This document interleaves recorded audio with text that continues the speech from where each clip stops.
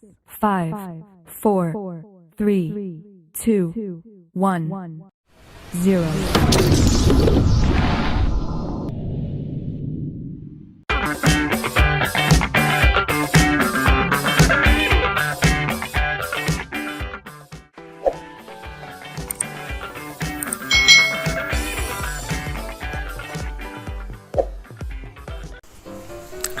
Hai, selamat datang di channel YouTube Kak Citra. Apa kabar adik-adik semuanya? Kak Citra berharap kalian dalam keadaan yang baik, sehat, dan siap untuk belajar ya. Hari ini kita akan belajar bersama-sama untuk mata pelajaran tematik kelas 6. Kita belajar di tema 7, kepemimpinan, subtema 3, ayo memimpin, pembelajaran yang pertama. Mari adik-adik kita belajar dengan penuh semangat ya. Apakah kamu ingin menjadi seorang pemimpin? Kemampuan apa yang sudah kamu miliki adik-adik? Apakah kemampuanmu akan bermanfaat bagi anggota? Mari kita pelajari apa yang harus kita lakukan dan kemampuan apa yang harus kita miliki untuk menjadi seorang pemimpin. Adik-adik, apabila kamu ingin menjadi seorang pemimpin, kamu harus mengetahui siapa diri kamu sebenarnya, apa kelebihannya dan apa kekurangannya. Hal ini akan bermanfaat agar kamu tahu kemampuan apa yang harus kamu kembangkan. Kamu bisa belajar tentang kebutuhan dasar dari seorang pemimpin dari cerita di bawah ini. Nah, di sini ada cerita yang berjudul Semut dan Belalang. Yuk kita simak bersama-sama. Di bawah terik matahari, barisan semut berjalan rapi menuju sarang. Sudah puluhan kali barisan ini berjalan bolak-balik di bawah komando sang pemimpin. Setiap semut membawa bulir makanan di atas badannya. Tidak lebih dari satu bulir dapat dibawa semut, hingga tak cukup sekali atau dua kali mereka bolak-balik menuju sarang. Sementara di antara hijau rumput di pinggir kolam, seorang belalang duduk santai menikmati semilir angin.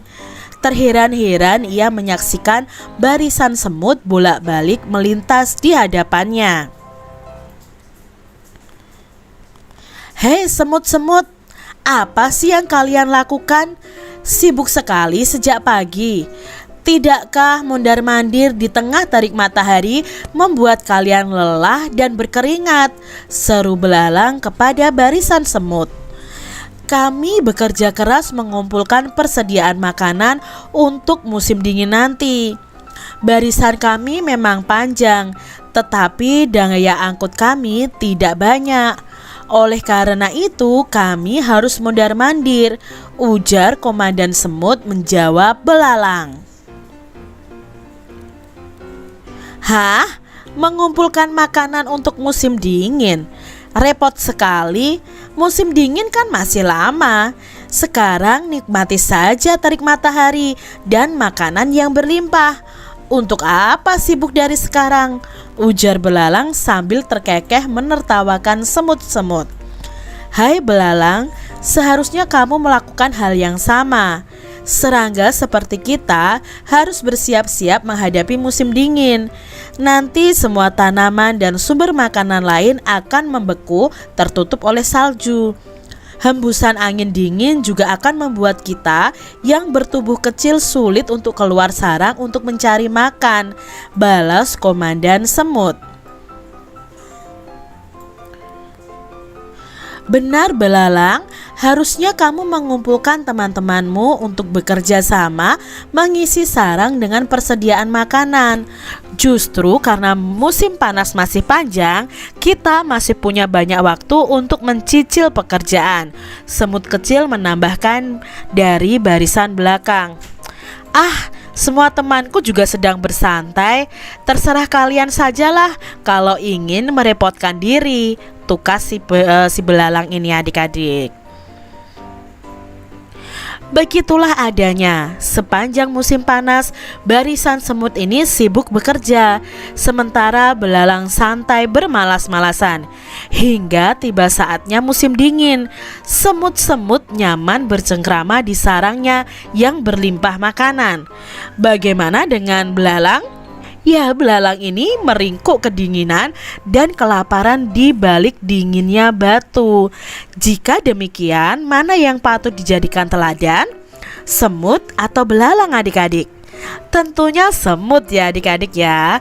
Nah, kisah ini ditulis berdasarkan fabel ya adik-adik ya, dengan judul ini. Nah adik-adik, kita harus mencontoh si semut ini. Ya, semut ini bisa memimpin anggotanya untuk bekerja sama mengumpulkan makanan di musim panas untuk persediaan mereka nanti menghadapi musim dingin. Apa yang dilakukan sekelompok semut? Mengapa mereka harus melakukannya adik-adik? Ya, kelompok semut tadi sedang bekerja mengumpulkan bahan makanan untuk bekal persediaan pada musim dingin. Mereka mengumpulkan makanan karena pada saat musim dingin itu sulit untuk mencari makan. Lalu di sini bagaimana menurutmu sikap belalang? Ya, sikap belalang itu pemalas ya adik-adik ya. Dia mengeremehkan segala sesuatu dan tidak menghormati para semut, malah mengejek para semut ya adik-adik. Nah, sifat belalang ini tidak patut untuk ditiru karena akan merugikan diri sendiri. Bagaimana cara semut bekerja? Nah, semut tadi bekerjanya dengan bekerja bersama-sama, membawa bulir-bulir makanan untuk dibawa ke sarang. Selalu ada persatuan dalam pekerjaan mereka, sehingga pekerjaan mereka itu menjadi lebih mudah. Jadi harus ada kerjasama adik-adik. Berikutnya, nilai-nilai baik apa yang bisa kita teladani dari cerita di atas. Nah, nilai-nilai yang baik yang bisa kita teladani adalah ada kerja keras, pantang menyerah, ada persatuan dan kesatuan, serta ada gotong royong. Bisa kita pelajari dari semut-semut tadi ya yang bekerja sama. Adik-adik, kita bisa mengidolakan seorang pemimpin karena kita tahu mereka itu bekerja untuk kepentingan rakyatnya. Nah, belajarlah dari salah seorang pemimpin yang patut kita teladani adik-adik. Di sini apa sih yang bisa kalian pelajari dari cerita tersebut ya? Yang bisa kita pelajari, yang pertama, bekerja keras dan gigih atau persisten ya akan menghasilkan hasil yang maksimal sesuai dengan tujuan. Lalu yang kedua, dengan saling mengingatkan, maka kita lebih mudah mengevaluasi diri kita terhadap kekurangan kita masing-masing. Yang ketiga, sombong adalah penurun rezeki yang tercepat. Jadi jangan pernah merasa sombong ya. Yang keempat, dengan gotong royong, pekerjaan yang sulit dan berat akan terasa lebih mudah dan lebih ringan. Mencapai suatu tujuan lebih mudah jika dikerjakan bersama-sama dan bersatu adik-adik. Dan berikutnya, gaya kepemimpinan akan berpengaruh terhadap kinerja dan produktivitas suatu organisasi atau perusahaan kelak kalau kalian menjadi seorang pemimpin. Adik-adik, di sini seorang pemimpin itu harus tahu kelebihan dan kekurangan dirinya. Semut mencontohkan kondisi dirinya yang tidak bisa bekerja di musim dingin. Nah, untuk mengatasinya, semut ini bekerja di musim panas agar mereka itu tidak kelaparan di musim dingin. Semut tahu kelebihan dan kekurangannya. Ia tidak sombong adik-adik. Nilai-nilai itulah yang harus dimiliki oleh seorang pemimpin. Jadi seorang pemimpin itu harus mengetahui kelebihan dan kekurangannya. Lalu kita juga tidak boleh sombong seperti belalang tadi adik-adik ya, yang malas, yang sombong ya. tapi kita harus mencontoh si semut yang mengetahui kelebihan dan kekurangannya.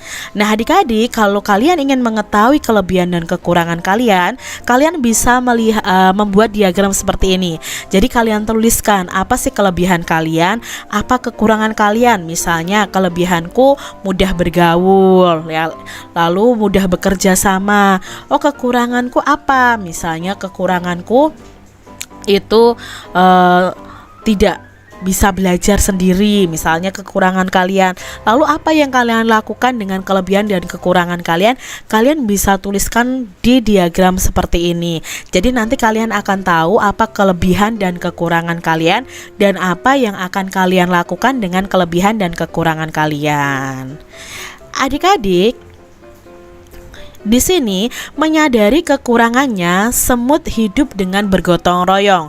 Ya, mereka sadar bahwa tidak mungkin dapat mengumpulkan makanan itu sendiri tanpa bekerja sama. Nah, kalian bisa mencatat beberapa kegiatan yang membutuhkan gotong royong di sekolah kalian masing-masing. Di sini contohnya, yang pertama ada kegiatan melaksanakan piket kelas. Itu membutuhkan gotong royong. Alasannya mengapa? Ya, melaksanakan tugas piket akan lebih cepat selesai jika dilakukan bersama anggota regu piketnya. Yang kedua, kalau ada kegiatan mengerjakan tugas kelompok, harus dikerjakan dengan gotong royong atau bersama-sama. Karena apa alasannya? Tugas kelompok akan lebih bagus jika dikerjakan oleh semua anggota kelompok, bukan hanya satu orang saja yang mengerjakan. Yang ketiga, kegiatan membersihkan halaman sekolah. Itu membutuhkan gotong royong, karena membersihkan halaman sekolah yang luas itu membutuhkan banyak orang. Yang keempat, melaksanakan upacara bendera. Ini membutuhkan gotong royong juga, membutuhkan kerjasama juga. Karena apa? Melaksanakan upacara bendera itu membutuhkan banyak petugas upacara.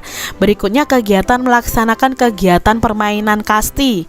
Nah, dalam kasti ini juga dibutuhkan kerjasama dari beberapa orang pemain. Ini adalah kegiatan-kegiatan di sekolah yang membutuhkan gotong royong atau kerjasama. Adik-adik, gotong royong dan semangat kekeluargaan merupakan pengamalan dari nilai-nilai keadilan sosial atau nilai sila kelima Pancasila, keadilan sosial bagi seluruh rakyat Indonesia. Nah, di sini ada bacaan yang berjudul Sejahtera Bersama Koperasi. Ini adalah lambang Koperasi Indonesia, adik-adik ya.